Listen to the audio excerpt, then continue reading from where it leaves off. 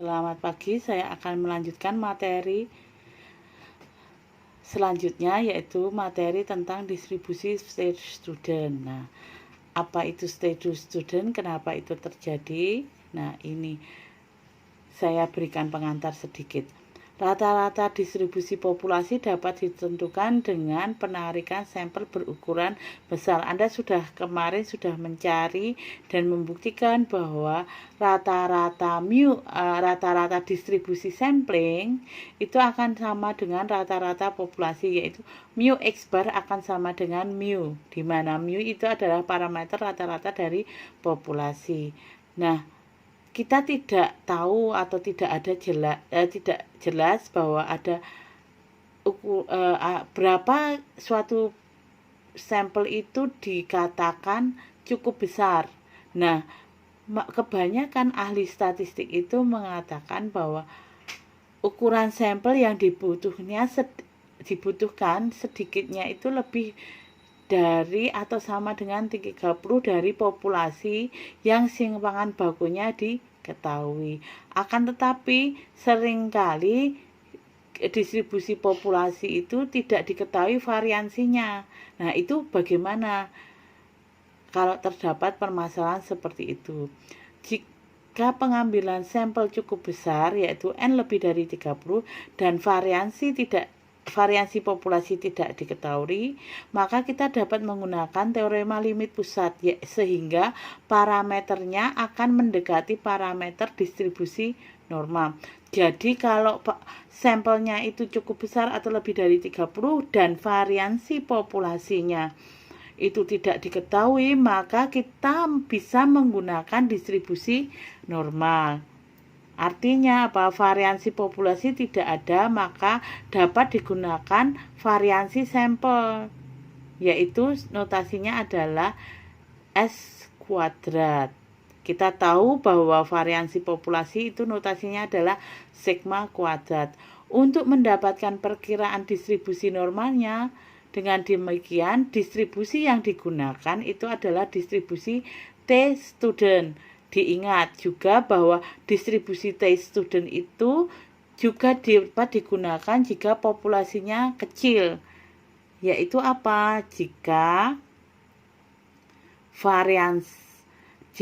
jumlah sampelnya kurang atau sama dengan 30 itu dan variasi populasi tidak diketahui, maka kita dapat menggunakan distribusi T-student. Nah, distribusi T-student dengan variabel randomnya adalah T. Kalau distribusi normal kan set.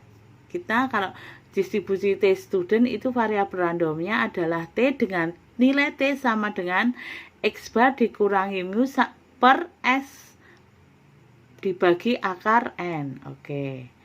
Nah, distribusi T-student itu menyerupai dengan distribusi normal. Baku set dengan bentuk seperti lonceng dan nilai rata-ratanya adalah 0. Distribusi ini bergantung pada ukuran sampel, maka bentuk kurvanya akan berbeda menurut banyaknya sampel. Oke. Nah, jika N atau banyaknya sampel itu mendekati tak terhingga, maka akan mendekati distribusi set. Untuk itu akan ada koreksi, dengan koreksinya adalah T alpha V, di mana V ini sering disebut sebagai derajat kebebasan, yang nilainya adalah V sama dengan N-1. Nah, peluang sampel random distribusi T-student menghasilkan nilai T terletak di antara dua nilai tertentu sama dengan luas daerah di bawah kurva distribusi T, yaitu seperti ini. Ini hampir sama dengan distribusi normal. Oke. Semua luasan di bawah kurva peluangnya berapa? 1. Nah, peluang antara ini itu 1 min alfa, maka luasan yang diarsir ini berapa? Keduanya kan menjadi alfa, karena dibagi 2 maka luasan ini adalah alfa per 2, di sini juga alfa per 2 dengan absisnya. Kalau kita pakai analogikan dengan koordinat kartesian, ini absisnya adalah negatif T alfa per 2, di sini positif T alfa per 2. Note, nilai T dapat dilihat dengan tabel distribusi T student. Tampilan tabel distribusi T student adalah seperti ini. Oke. Seperti yang Anda lihat seperti ini. Ini tabel distribusi T student. Nah, luasannya yang diarsir adalah ini. Ini kan alfa, maka ini 1 min alfa. Alfanya di sini berapa? Ini alfanya. Ini nilai T alfanya menurut derajat kebebasan atau menurut V. Oke, seperti ini. Nanti kita pelajari. Ya, contoh. Tentukan nilai peluang jika T itu berada di negatif alfanya 0,25 dan T-nya 0,05. Oke. Saya gambar seperti ini. Karena negatif T alfa, 0,25 itu artinya apa? Memberi luas sebesar 0,25 di sebelah kiri. Ya kan? Negatif T 0,25 itu artinya apa? Memberi luasan sebesar 0,25 ini. Nah, negatif T 0,05 itu artinya apa? Memberi luasan sebesar 0,05 di luasan seperti ini. Oke. Nah, berarti kan kita mencari yang tengah ini yang kita arsir. Berapa luasan itu? Berarti apa? Luasan kita semua apa? Berarti kan luasan ini, luasan 1, semua kurva itu kan luasannya 1, dikurangi ini tambah ini kan? Iya enggak? Maka hasilnya berapa luasan yang ada di yang diarsir di bawah kurva. Oke. Nah, contoh selanjutnya. Tentukan K sehingga peluang T antara K sampai negatif 1,761 sama dengan 0,045 untuk sampel N sama dengan 15.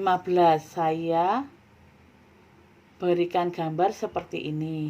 Nah, luasan ini 0,025. Dengan menggunakan tabel T, nilai 1,761 adalah alfa sama dengan 0,05 saat V-nya apa? V itu adalah derajat kebebasan yang besarnya diperoleh N-1. N-nya berapa? 15. Dikurangi 1, maka derajat kebebasannya adalah 14. Maka kita lihat di tabel saat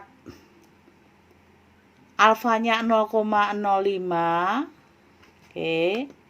Saat alfanya 0,05, V-nya 14, maka nilai T-nya adalah 1,761. Oke. Ya. Oke. Nah, kita tahu bahwa T 0,05,14 itu sama dengan 1,761 dan kita tahu bahwa negatif 1,761 sama dengan negatif dari T 0,0514. Iya enggak? Iya enggak? Nah, maka kita peroleh nilai ini itu sama dengan nilai T ini toh. Nah, sudah pasti karena K itu di sebelah kirinya T, maka nilai K akan negatif. Nah, kita tahu bahwa peluang ini berapa? Yang kita tahu nilai seluruh peluangnya adalah 0,045. Oke. 0,045 itu akan sama dengan 0,05 dikurangi alfa. Maka ketemu alfanya berapa? 0,005. Saat alfanya 0,005, V-nya 14, itu berapa? Saat alfanya 0,005, V-nya 14, ketemu adalah 2,977. Itu nilai T-nya. T alfa 0,0 T 0,005 dengan derajat kebebasan 14 adalah 2,977. Kita tahu bahwa negatif T 0,0005,14 itu sama dengan negatif 2977, sehingga nilai K nya adalah negatif 2,977. Begitu. Nah, untuk latihan coba kerjakan dari buku probability dari Walpole halaman 259 nomor 8.44 sampai 8.48. Oke, terima kasih.